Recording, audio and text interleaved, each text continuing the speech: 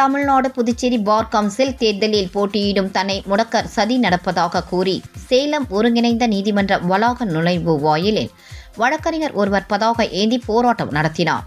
தமிழ்நாடு மற்றும் Puducherry bar council தேர்தல் வரும் 30ஆம் தேதி நடைபெற உள்ளது. இந்த தேர்தலில் போட்டியிடும் சேலத்தை சேர்ந்த வழக்கறிஞர் ரஷீத் உன்னிஷா தனது வாட்ஸ்அப் கணக்கு முடக்கப்பட்டதுடன் Tamil Nadu Puducherry bar council WhatsApp குழுவில் இருந்தும் நீக்கப்பட்டதாக குற்றம் சாட்டினார். இதனால் சமூக வலைதளங்கள் மூலம் தன்னால் பிரசாரம் செய்ய முடியாத நிலை ஏற்பட்டுள்ளதாக வேதனை தெரிவித்தார். சென்னைக்கு உயர்நீதிமன்றத்துக்கு எடுத்து சென்றிருக்கிறேன். நிறைய ரீட் பெட்டிஷன்களை நான் பார்த்திருக்கேன். டிரெக்ஷன் பெட்டிஷன்ஸ் எல்லாமே பார்த்திருக்கேன்.